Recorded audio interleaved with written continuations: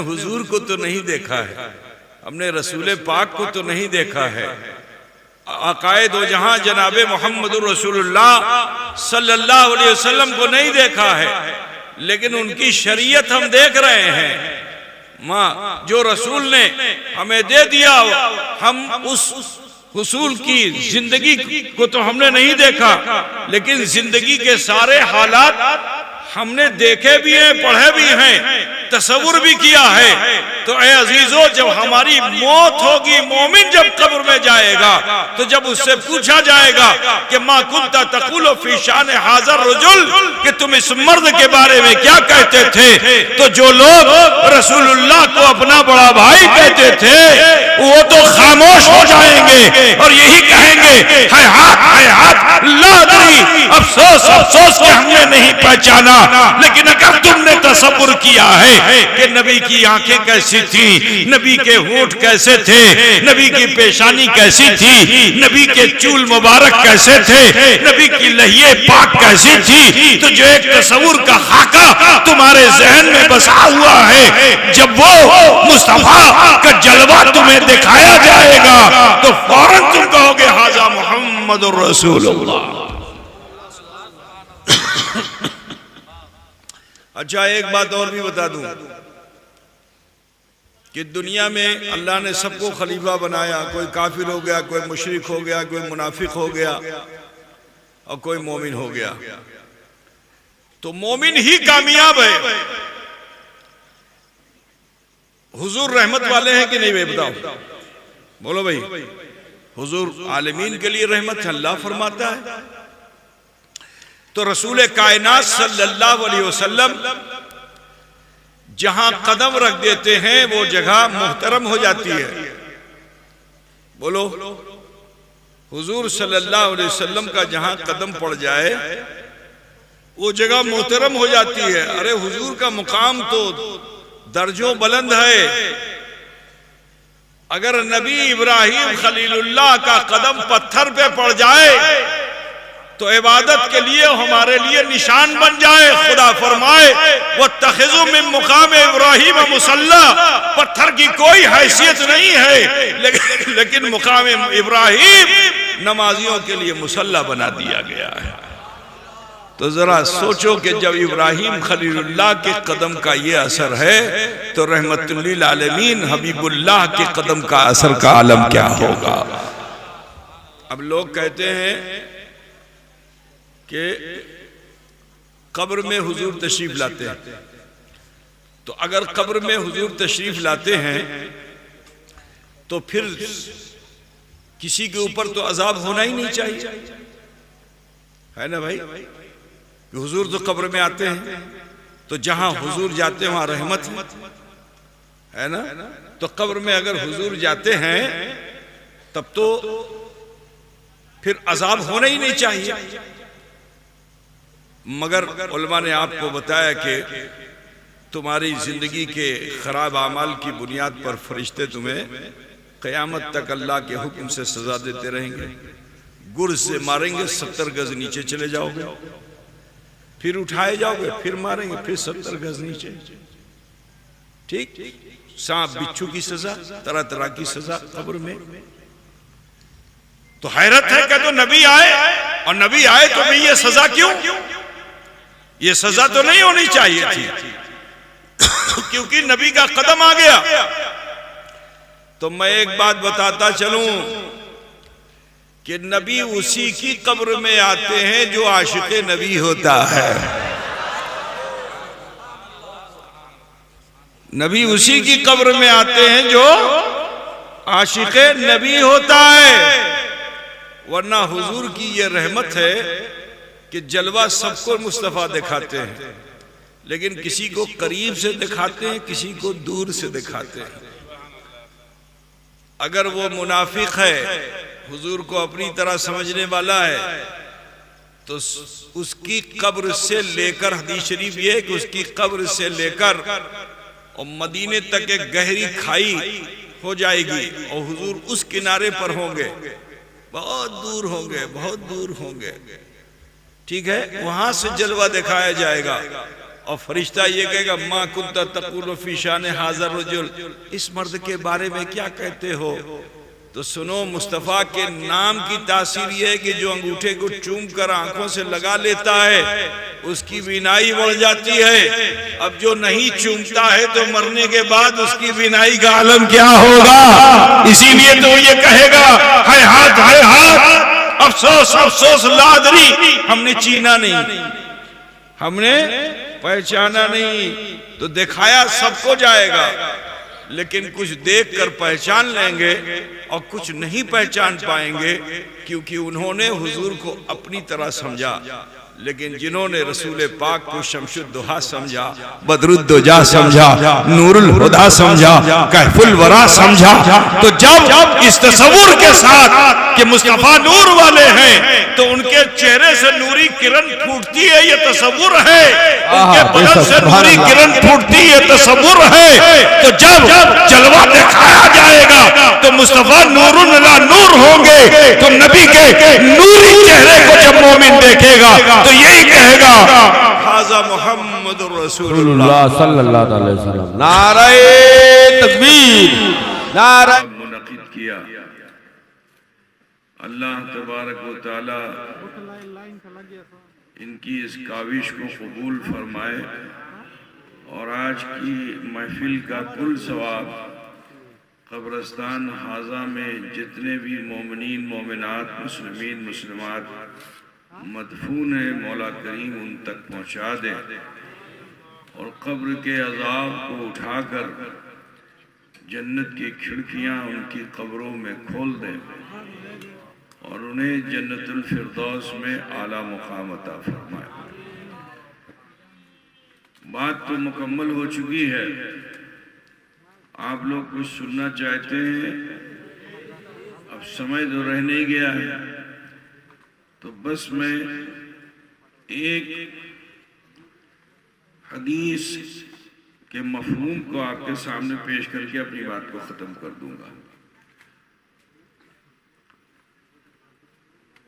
अल्लाह रब्बुल इज़्ज़त इरशाद फरमाता है कुल्लु नफ्सिन ज़ाइक़तुल मौत।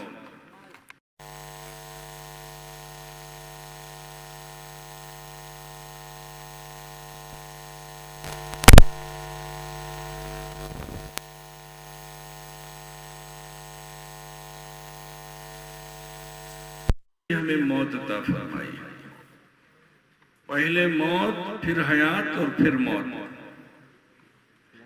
और उस मौत के बाद फिर अल्लाह हयात अता फरमाएगा। और वो हयात जो अल्लाह अता फरमाएगा मोमिन के लिए, तो फिर उस पर मौत नहीं आएगी। वो अबुदुल आबाद के लिए अल्लाह उसे जिंदगी बख्श देगा। इसीलिए रब ताला ने इस दुनिया को कायम फरमाया और हमें आपको इसलिए पैदा फरमाया ताकि हम अल्लाह के मुती और फरमाबरदार बनकर उसके रसूल की अताअत करके अपनी जिंदगी को उसके हुक्म के मुताबिक गुजारे। अल्लाह ने सारे इंसान को खलीफतुल्लाह बनाया, लेकिन मौत के बाद हयात, हयात के बाद मौत, मौत के बाद फिर हयात, ये उसे हमेशा मिलेगी कि जो अल्लाह तबारक व तआला की दी हुई शरीयत पर अमल करके अपनी जिंदगी को गुजारेगा। वरना रब्बुल आलमीन ने जिस इंसान को अपना नायब, अपना खलीफा बनाया, फिर उसके लिए जहन्नम की क्या जरूरत। मगर इस इंसान को अल्लाह तबारक व तआला ने फिक्री आजादी दी कि हमने तुम्हें पैदा तो किया है, लेकिन तुम्हें हम आजादी देते हैं इस दुनिया में। अब उस आजादी को हासिल करने के बाद अगर ख्वाहिशात नफ्स की बुनियाद पर तुमने खता व भूल की तो जहन्नम ठिकाना होगा। लेकिन अपने नफ्स पर काबू रखकर इस दुनिया की रानाइयों में न उलझ करके अल्लाह के रंग को अख्तियार कर लोगे, उसकी रोशनी को हासिल कर लोगे, तो अल्लाह ताला अबदुल आबाद के लिए हयात अता फरमा देगा। भैया ये केबल वाले तो डिस्टर्ब मत करो। अब तुम ये सब कर रहे हो, सारी तवज्जो तुम्हारी तरफ है, वो मेरी बात क्या सुनेगा बताओ? तो बस ज्यादा देर मुझे नहीं लेना है। ये दुनिया ही है जहां हमें इबादत और रियाजत करना है। कब्र में एक तस्बीह नहीं पढ़नी है। मरने के बाद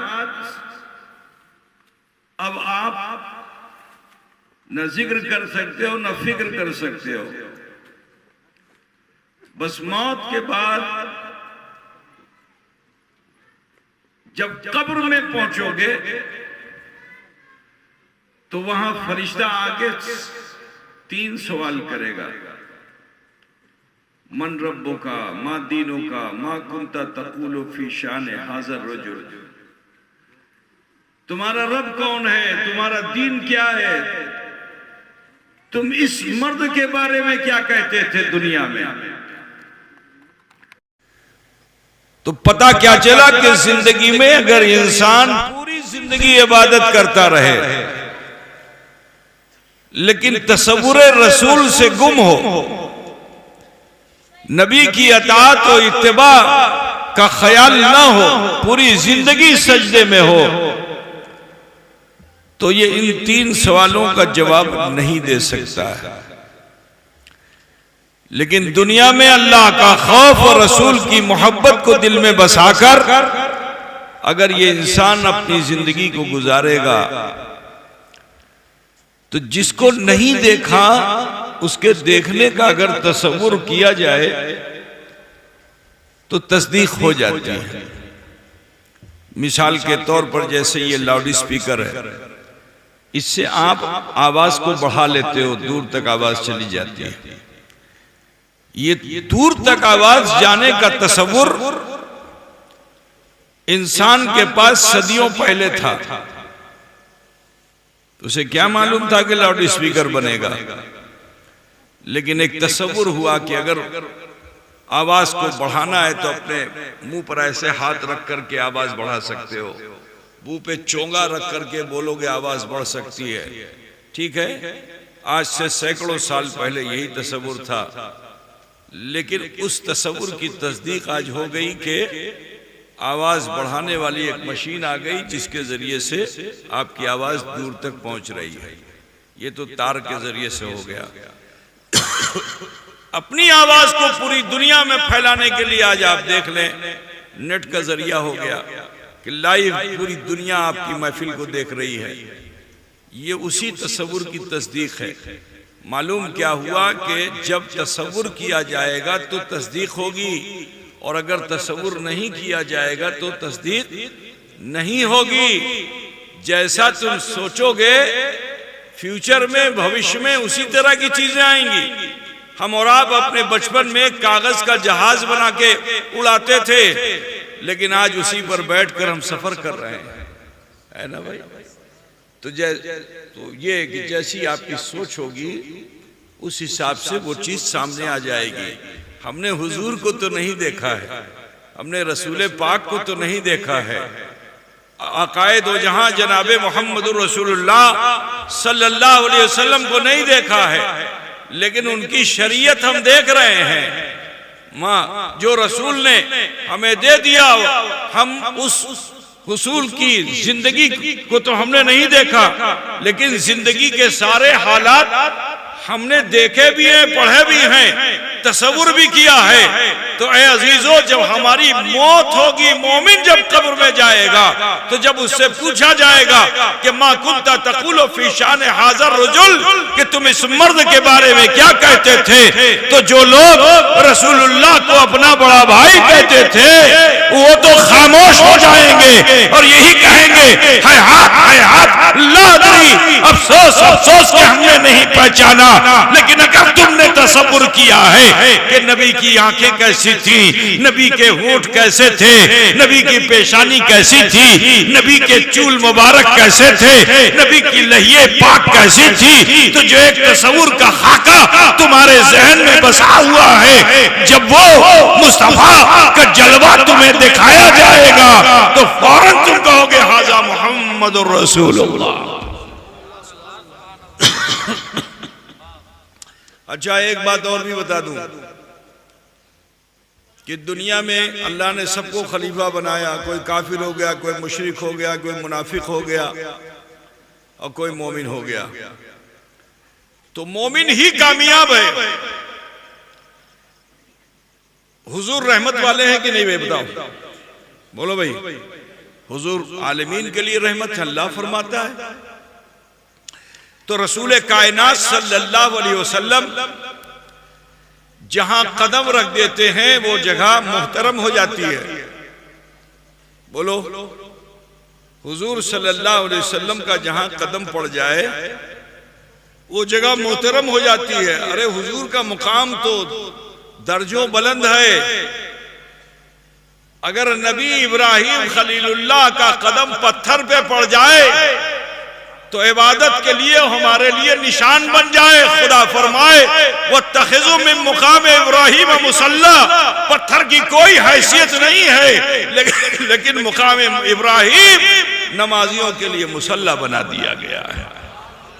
तो जरा सोचो कि जब इब्राहिम खलीलुल्लाह के कदम का ये असर है तो रहमतुल लिल आलमीन हबीबुल्लाह के कदम का असर का आलम क्या होगा। अब लोग कहते हैं कि कब्र में हुजूर तशरीफ लाते हैं, तो अगर कब्र में हुजूर तशरीफ लाते हैं तो फिर किसी के ऊपर तो अजाब होना ही नहीं चाहिए, है ना भाई। हुजूर तो कब्र में आते हैं तो जहां हुजूर जाते हैं वहां रहमत है ना।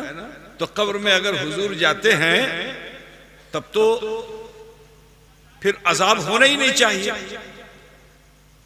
मगर उलमा ने आपको बताया कि तुम्हारी जिंदगी के खराब अमाल की बुनियाद पर फरिश्ते तुम्हें क़यामत तक अल्लाह के हुक्म से सजा देते रहेंगे। गुर से मारेंगे, 70 गज नीचे चले जाओगे, फिर उठाए जाओगे, फिर मारेंगे, फिर 70 गज नीचे।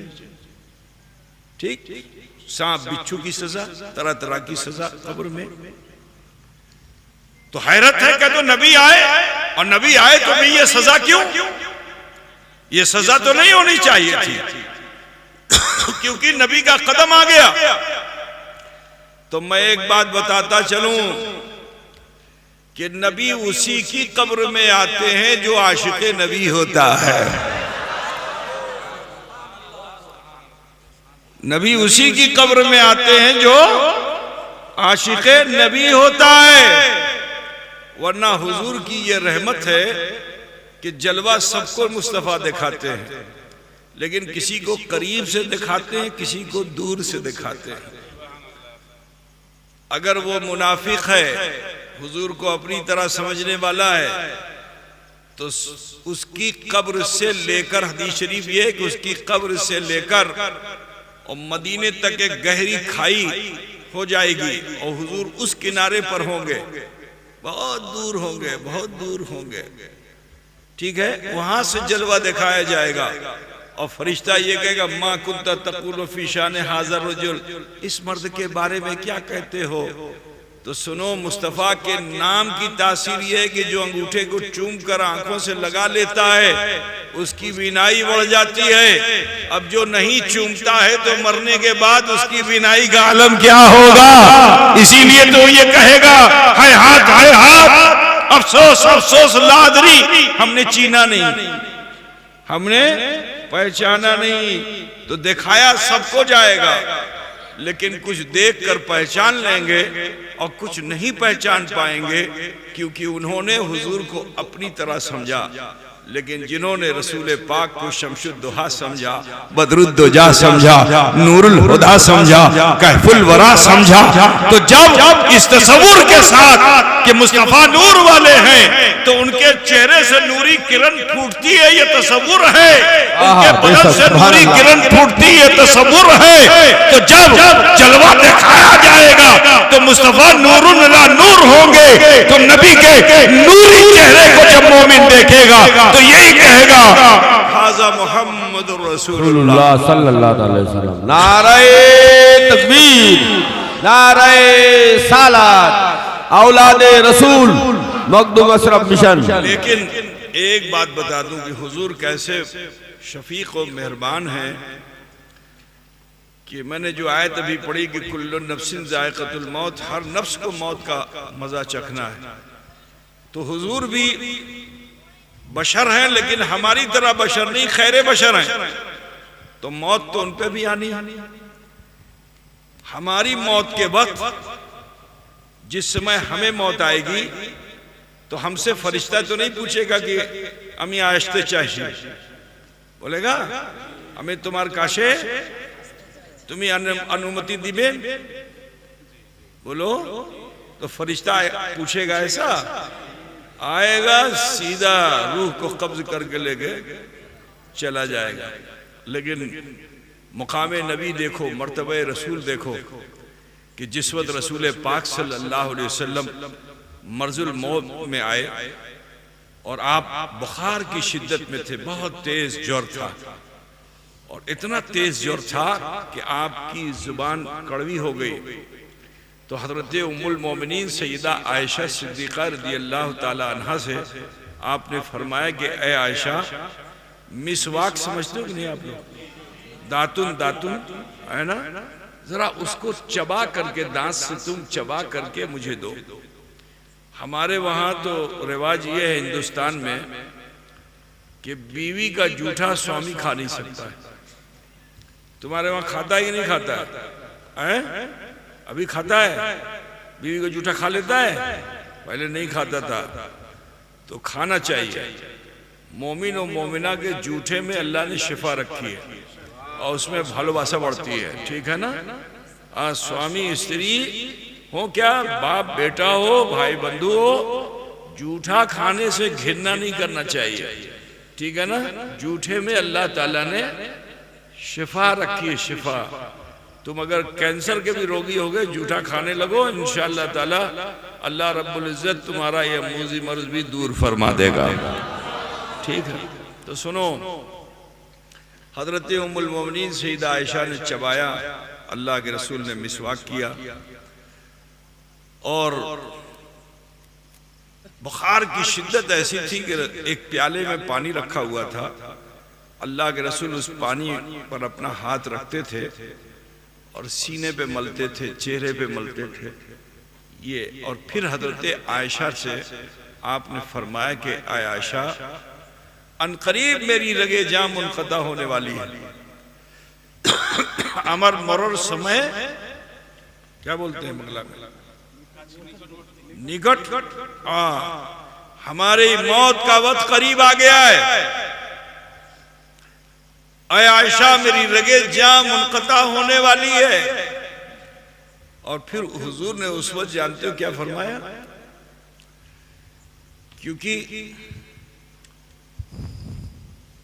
हुजूर को कोई मूजी शय ईजा नहीं पहुंचा सकती है, मगर जंगे तबूक में जब आप गए थे तो एक बुढ़िया ने हुजूर को दावत दी थी, और वो यहूदिया थी।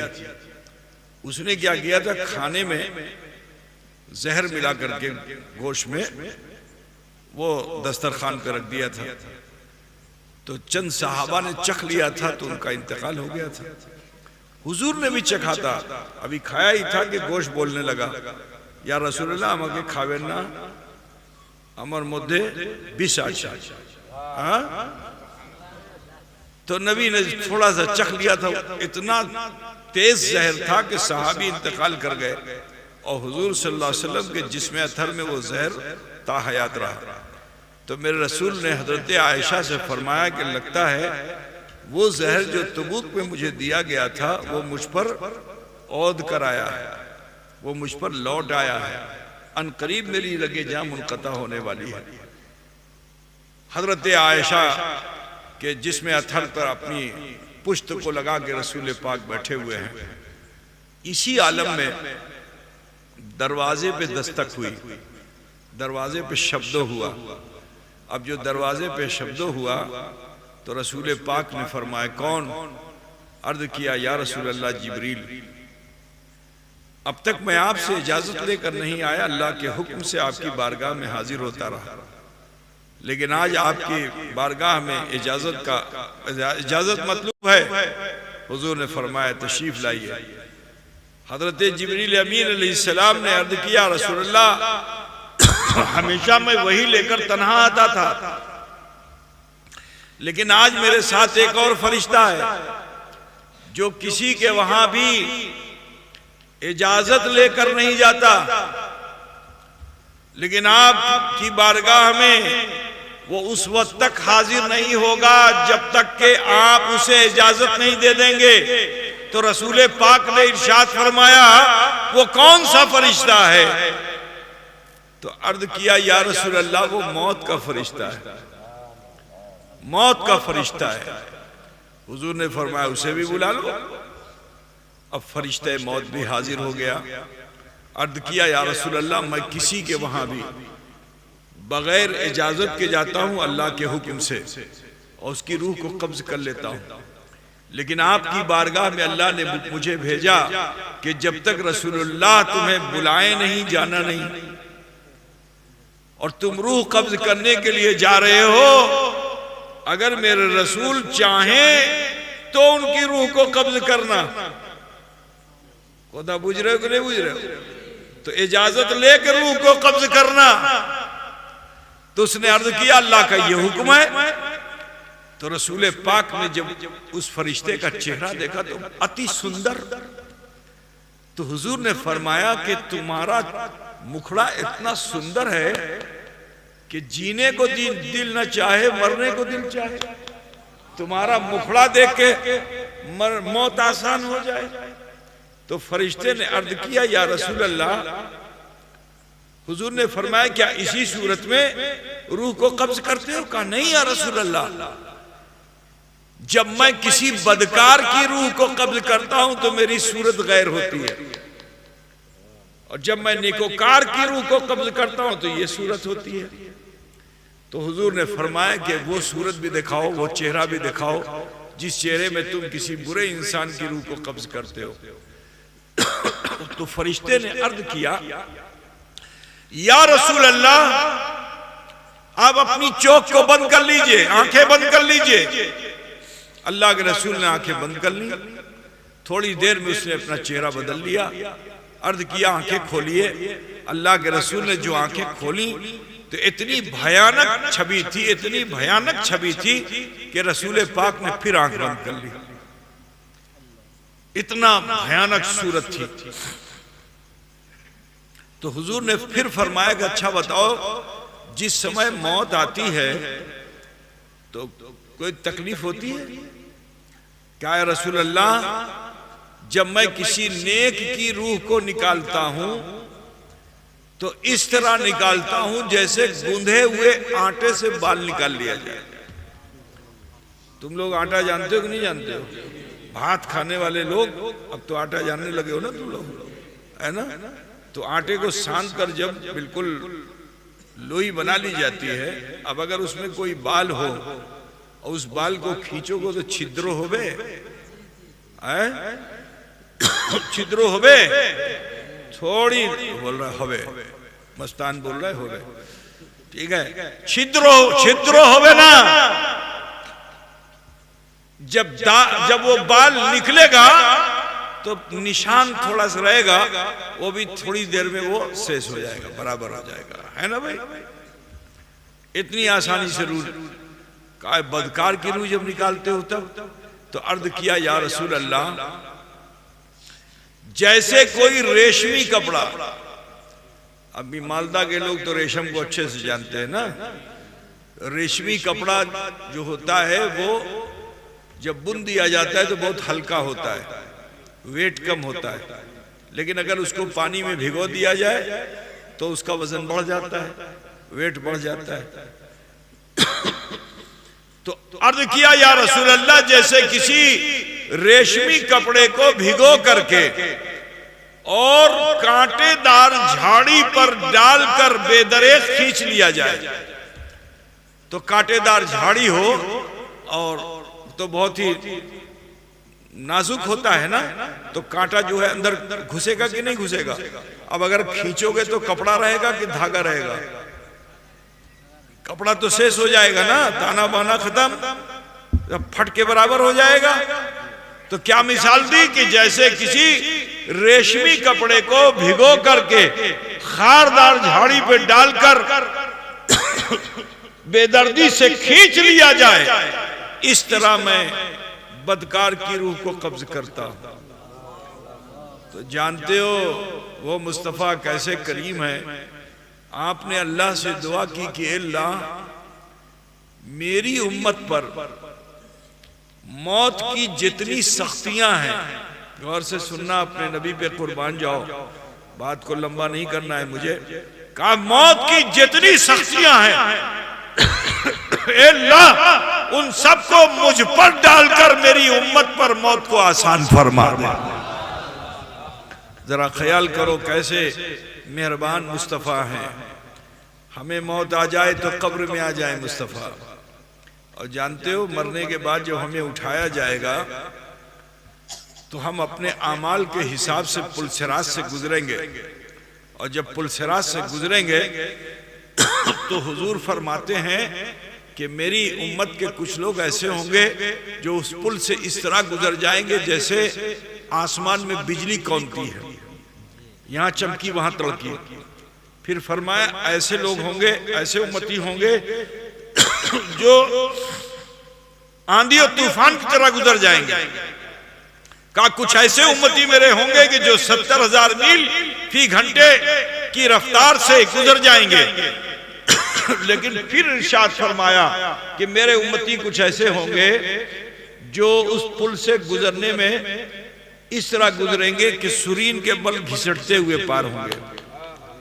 जैसे आप लोगों ने हो सकता है देखा होगा कोई माजूर आदमी जिसकी कमर जो है वो बेकार हो गई हो, तो वो जब चलता है तो हाथ को पीछे टेकता है और बॉडी को आगे बढ़ाता है, तो उसकी बॉडी जमीन में खुरचती हुई जाती है ना। तो अजीजो हुजूर ने मिसाल पेश फरमाई, यानी गुनहगार उम्मती अगर नबी से मोहब्बत करके उसने कलमा पढ़ लिया है तो उसको जन्नत में जाना है, इतना जान लो। रसूल कायनात सल्लल्लाहु अलैहि वसल्लम ने फरमाया मन क़ाला ला इलाहा इल्लल्लाह फदखलल जन्नह, जिसने ला इलाहा इल्लल्लाह मुहम्मद रसूलुल्लाह पढ़ लिया वो दाखिल जन्नत है। लेकिन सुनो, उस पुलसिरात से गुजरेगा वो नहीं, पानी नहीं, पुलसिरात से गुजरेगा तो उसे बचाने के लिए रसूलुल्लाह सजदे में चले जाएंगे और रब्बे सल्लीम की सदा बुलंद करेंगे। अल्लाह ताला इतना मेहरबान होगा, इतना मेहरबान होगा अपने आका पर कि हुजूर से फरमाएगा कि ए हबीब अपने सर को उठाइए, आप जिसकी शफात फरमा देंगे उसे बख्श दिया जाएगा। जरा ख्याल फरमाइए अजीजों, उस वक्त हुजूर सल्लल्लाहु अलैहि वसल्लम सजदे से सर उठाएंगे तो एक फरिश्ता हाजिर होगा, एक प्याले में नूर का प्याला होगा, उसमें पानी होगा। हुजूर से अर्ज करेगा या रसूल अल्लाह इस पानी का छींटा मारिए। अल्लाह के रसूल इस पानी का छींटा जो मारेंगे तो जहन्नम जो उसकी अग्नि शिखा जो भड़की हुई होगी वो दब जाएगी। तो रसूल पाक फरिश्ते से इरशाद फरमाएंगे कि ए फरिश्ते बताओ इस पानी में कैसी तासीर थी कि जहन्नम के शोले दब गए। तो फरिश्ता अर्ज करेगा या रसूल अल्लाह ये कोई और पानी नहीं है, ये आपके उम्मती जो गुनहगार थे, सियाकार थे, बदकार थे, बुराइयों में लगे हुए थे, लेकिन मरने से पहले अल्लाह का भय और आपकी मोहब्बत उनके सीने पे गालिब आ गई थी, तो वो माफी मांग रहे थे और कान रहे थे, अपने गुनाह पर शर्मिंदा थे, नादिम थे, अल्लाह से माफी मांग रहे थे और उनकी आंखों में आंसू आ गया था। तो अल्लाह इतना मेहरबान कि अल्लाह ने उनके गुनाह को तो उसी समय माफ कर दिया, लेकिन इन आंसुओं को अल्लाह ने हमें जमा करने का हुक्म दिया था। ये वही आंसू हैं, गुनहगार बंदों के आंसू हैं। जीवन भर खता करने वाला इंसान अल्लाह की तरफ लौट आया, रसूलुल्लाह का वसीला ले लिया, तो अल्लाह ने उसके जीवन भर के गुनाहों को माफ करके उसके आंसुओं में ये तासीर रख दी कि अगर उसे जहन्नम की तरफ फेंक दिया जाए तो जहन्नम के शोले दब जाते हैं। नारे तकबीर, नारे सालात, हुजूर ताजुल औलिया।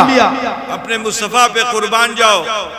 वो रसूल कायनात हैं कि जब मीज़ान कायम होगा, अल्लाह ताला हिसाब किताब कर रहा होगा, बहुत से लोग फंसेंगे, 99 नेकी करेंगे, एक खता अल्लाह को नापसंद हो जाएगी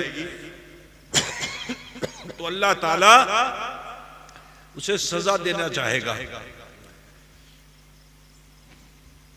तो एक नेकी है, 1000 खता है, अल्लाह ताला उस एक नेकी को पसंद करके उस बंदे को जन्नत दे देगा, उसका इख्तियार। आपको मालूम है कि एक शख्स शराबी, बड़ा बेअमल, और शराब के नशे में नाली में गिर गया, और जो गिरा तो वहां पे एक पर्चा पड़ा हुआ था, तो उस, ये बुखारी शरीफ में है, वो पर्चा पड़ा हुआ था, तो उस पर्चे पे कलमा शरीफ लिखा हुआ था। उसको उसने शराब के नशे में चूमा, आंखों से लगाया, आंखों से लगा करके उसने जो है एक दीवार में बुलंद मकाम पे कोई सुराख था, उसमें खोस दिया। सिर्फ इतना किया था जीवन में और कोई काम नहीं किया था सिवाय बुराई के। लेकिन अल्लाह ताला इतना मेहरबान, इतना मेहरबान कि उसके सारे अमाल एक तरफ रख दिए जाएंगे और वो पर्चा जिसपे कलमा शरीफ लिखा हुआ वो एक तरफ रख दिया जाएगा, वो पर्चा भारी हो जाएगा और अल्लाह तबारक व तआला उसके गुनाहों को माफ फरमा कर उसे भी जन्नत अता फरमा देगा। इससे भी बुरे लोग होंगे, शाफ़ाए यौमुन नशूर जिसकी शफाअत फरमा देंगे वो बख्श दिया जाएगा। लेकिन आखिरी बात सुन लो कि आमाल बद की बुनियाद पर अल्लाह सजा देगा, जहन्नम में जाएगा इंसान। काफिर और मुशरिक तो वहां जाएगा, कभी बाहर नहीं निकल पाएगा, हमेशा हमेश के लिए उसके लिए जहन्नम है। और वो जहन्नम की सजा को जब हासिल करेगा तो ये मौत जिंदगी उसे जहन्नम में मिलती रहेगी। जब तकलीफ ज्यादा होगी तो कहेगा अल्लाह मुझे मौत दे दे, तो अल्लाह ताला उसकी ये दुआ कबूल कर लेगा कि उसे मौत दे देगा, और मौत बड़ी सख्त होगी, मौत भी एक सजा होगी। फिर अल्लाह ताला उसको जिंदा करेगा, फिर उसी अजाब में वो मुब्तला होगा, हमेशा हमेश के लिए वो काफिर और मुशरिक इसी हालत में रहेगा। लेकिन अगर खुदा न खास्ता कोई मोमिन जहन्नम में चला गया तो जानते हो एक हदीस, उसको हदीस शफाअत कहते हैं, उसका सारांश मैं आपके सामने रख देता हूं कि जब अल्लाह ताला जन्नती को जन्नत दे देगा, दोज़खी को दोज़ख दे देगा, तो उसके बाद अपने नेक बंदों को जो अंबिया होंगे, सालेहीन होंगे, शोहदा होंगे, औलिया होंगे, उनको अल्लाह ताला मर्तबे के साथ एक जगह पे जमा करेगा। किसी के लिए मोतियों का टीला, किसी के लिए नूर का टीला, किसी के लिए जवाहरात का टीला, किसी के लिए बुलंद कुर्सी। तो इस तरह से अंबिया के लिए, औलिया के लिए, सुलहा के लिए अल्लाह ताला सबको एक स्टेज देगा। और अर्श पर अल्लाह ताला की कुर्सी होगी, और अल्लाह की कुर्सी के दाहिनी जानिब जनाबे मोहम्मद रसूलुल्लाह की कुर्सी होगी। यही है मुकाम महमूद, ठीक है ना। तो अल्लाह ताला हबीबे किबरिया से, रसूल पाक से इरशाद फरमाएगा, ए हबीब आप भी अपनी कुर्सी पे बैठिए। सारे अंबिया, सुलहा, औलिया सब अपनी अपनी जगहों पे बैठे होंगे। हुजूर फरमाते कि मैं नहीं बैठूंगा, खड़ा रहूंगा। अल्लाह फरमाएगा हबीब तशरीफ रखिए, हुजूर फरमाते मैं फिर भी खड़ा रहूंगा। फिर रसूल पाक से अल्लाह फरमाएगा तशरीफ रखिए, रसूल फरमाते फिर भी नहीं बैठूंगा। जब चौथी मर्तबा अल्लाह ताला फरमाएगा कि हबीब तशरीफ रखिए मैं नहीं बैठूंगा, तो अल्लाह ताला मुझसे इरशाद फरमाएगा हल लका हाजती, तुम्हें मुझसे कुछ हाजत है? तो जानते हो उस वक्त मेरे रसूल फरमाते हैं कि मैं अल्लाह से अर्ज करूंगा या रब्बे उम्मती, या रब्बे उम्मती, ए अल्लाह मेरी उम्मत, मेरी उम्मत। जरा सोचोगे, जन्नती को जन्नत मिल चुकी है, दोज़खी को दोज़ख मिल चुकी है, और रसूल पाक फिर भी बेताब है, बेकरार है। अर्थ करेंगे या रब्बे उम्मती, या रब्बे उम्मती। तो अल्लाह ताला फरिश्ते को हुक्म देगा कि दारोगे जन्नत जहन्नम मेरे हबीब को दरवाजे जहन्नम पे ले जाओ और हुजूर के उम्मतियों को गुजारो, जिसकी शफाअत मेरा रसूल फरमा दे उसे जहन्नम से निकाल कर जन्नत पहुंचा दो। तो जानते हो हुजूर सल्लल्लाहु अलैहि वसल्लम दरवाजे जहन्नम पे जाएंगे और गुनहगार उम्मती को निकाला जाएगा। हुजूर फरमाएंगे इसे बख्श दे, इसे बख्श दे, इसे बख्श दे, इसे बख्श दे। अल्लाह क्या जहन्नम अब भी न सर्द होगा, रो रो के मुस्तफा ने दरिया बहा दिए हैं। अजीजानी गिरामी, यहां तक कि अपनी कुल उम्मत को जहन्नम से आजादी दिला देंगे। यहां एक बात बता दूं कि अगर हुजूर की शफाअत मीजान पे आपको मिल गई तो फरिश्ता आपको जन्नत लेके जाएगा, ठीक? लेकिन कैसे करीब मुस्तफा है कि ये जहन्नमी जो जहन्नम में जाएंगे और हुजूर की सिफारिश पर, शफाअत पर निकाले जाएंगे बाहर, तो इनकी पेशानियों पे एक दाग होगा।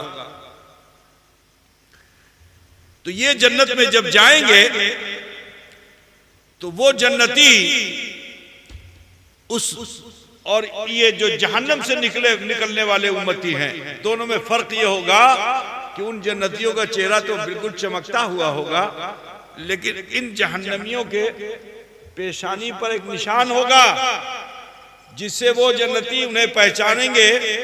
तो कहीं ऐसा ना हो कि जन्नत में ये निकाले गए जो जहन्नमी हैं, ये जब जन्नत में जाएं तो कहीं ऐसा ना हो कि पहले जाने वाले उन्हें देखकर ताना ना दे।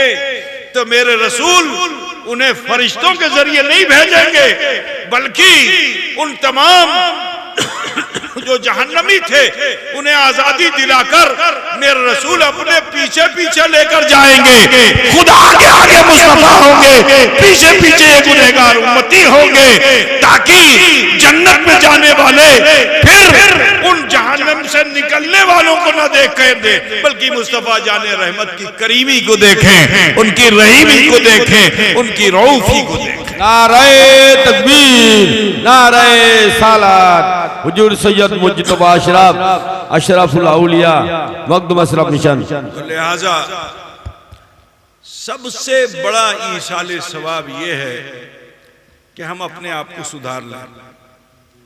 हम किसी बाप की औलाद हैं, किसी माँ की औलाद हैं, हमारे माँ बाप मरेंगे, मर चुके हैं, उनके लिए सबसे बड़ा ईसाले सवाब यही है कि ये ईसाले सवाब जो साल में करते हो, 6 महीने में 11 दिन पे, 21 दिन पे करते हो, 4 दिन पे, 3 दिन पे करते हो, इसका असर कुछ देर का है। लेकिन अगर आप अपने को सुधार लेते हैं तो कदम कदम पे जितनी नेकियां आप करते चले जाओगे, उसका सवाब आपके माँ बाप, आपके रिश्तेदार को कब्र में मिलता चला जाएगा। तो लिहाजा आप सबसे कहना है कि एक गोरू दे देने से अब्बा कामयाब नहीं हो जाएंगे। अब्बा की कामयाबी इसी में है कि आप दुनिया में शरीयत के मुताबिक जिंदगी गुजारिए, खौफ खुदा के साथ रहिए। अल्लाह का फरमान है लक़द कान लकुम फी रसूलिल्लाहि उस्वतुन हसना, तहक़ीक़ तुम्हारे लिए अल्लाह के रसूल की जिंदगी एक बेहतरीन नमूने अमल है। रसूल पाक सल्लल्लाहु अलैहि वसल्लम की दी हुई तालीमात पर अमल करके जिंदगी गुजारो, तुम भी बख्शे जाओगे और तुम्हारी नेकियों के असर से तुम्हारे माँ बाप भी बख्श दिए जाएंगे। तो लिहाजा कैसरपुर के मुसलमानों, केसर का माना होता है क्या मालूम है?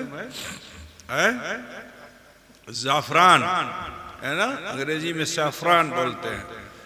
और ज़ाफ़रान का मामला यही है कि उसको जितना भिगाते चले जाओ खुशबू उतनी बढ़ती चली जाती है। तो लिहाजा इश्क़े रसूल में सरशार होकर खौफ और खशियत के पानी से अपने केसर को तर करते चले जाओ। जितना तुम्हारा केसर तर होता चला जाएगा उतनी ज़्यादा खुशबू बढ़ती चली जाएगी। तो लिहाजा मैं आप तमामी ख़वातीन हज़रात से कहना चाहूँगा कि ज़िंदगी हमारे लिए हमेशा के लिए नहीं है, मौत हमें भी आनी है। रसूल कायनात सल्लल्लाहु अलैहि वसल्लम का फरमान आलीशान है कि तौबा कर लो इससे पहले कि मौत आ जाए। आज हमारे हालात कैसे हैं देखो कि हम मिसाल के तौर पर 40 साल के हैं, 25 साल के हैं, 30 साल के, जहां से आपने होश संभाला है सिर्फ उतनी ही पीछे की जिंदगी देख लो और आने वाली जिंदगी के बारे में सोचो तो तुम्हें भय लगेगा।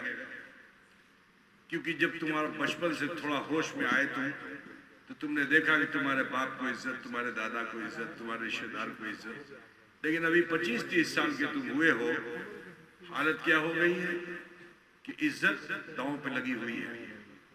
आज हमें जलील किया जा रहा है, रुसवा किया जा रहा है, हमारी ताकत कम होती चली जा रही है, हम कमजोर होते चले जा रहे हैं।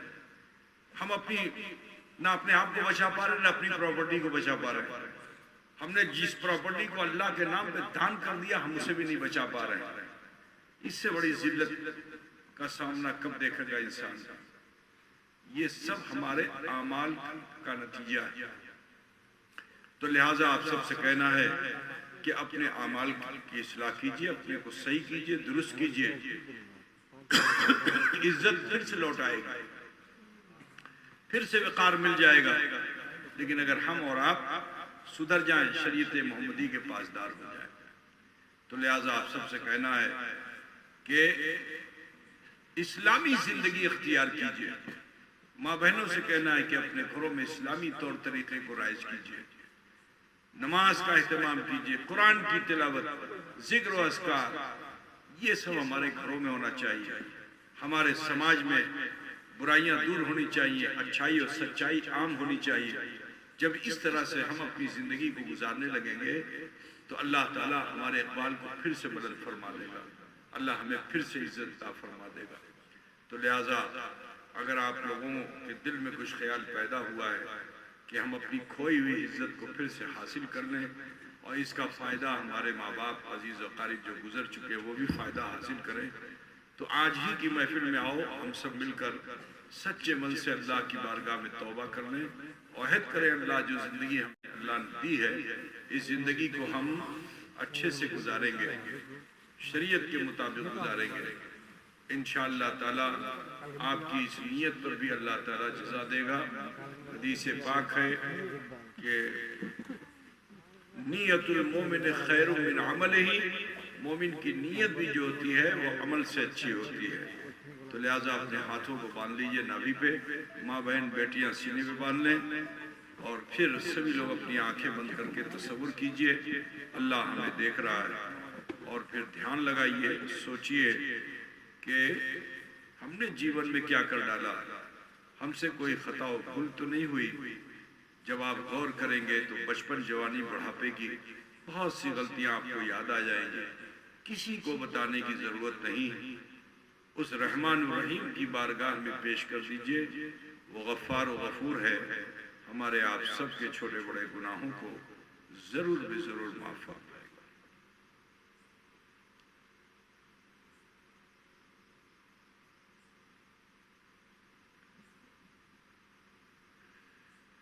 पढ़े जैसे मैं पढ़ता हूँ, बिस्मिल्लाहिर्रहमानिर्रहीम। जरा जोर से पढ़िए ला इलाहा इल्लल्लाह मुहम्मदुर रसूलुल्लाह, अल्लाह ही माबूद है, मुहम्मदुर रसूलुल्लाह सल्लल्लाहु अलैहि वसल्लम अल्लाह के सच्चे रसूल हैं। अस्तगफिरुल्लाह रब्बी मिन कुल्ले ज़म्बियों व अतूबु इलैह। ऐ अल्लाह, तेरी बारगाह में सच्चे दिल से सब छोटे बड़े गुनाहों से हम तौबा करते हैं और हम वसीला चाहते हैं तेरे महबूब सैयद आलम नूर मुजस्सम अहमद मुश्तबा मोहम्मद मुस्तफ़ा सल्लल्लाहु अलैहि वसल्लम का। ये मुख्तसर सा वक्त हमें आपको मिला जिसमें हमने कलमा शरीफ पढ़ा और इस्तग़फ़ार किया। इस वक्त हम और आप ऐसे हो चुके हैं जैसे माँ के पेट से पैदा होने वाला बच्चा होता है। ज़रूरी है कि अपनी आने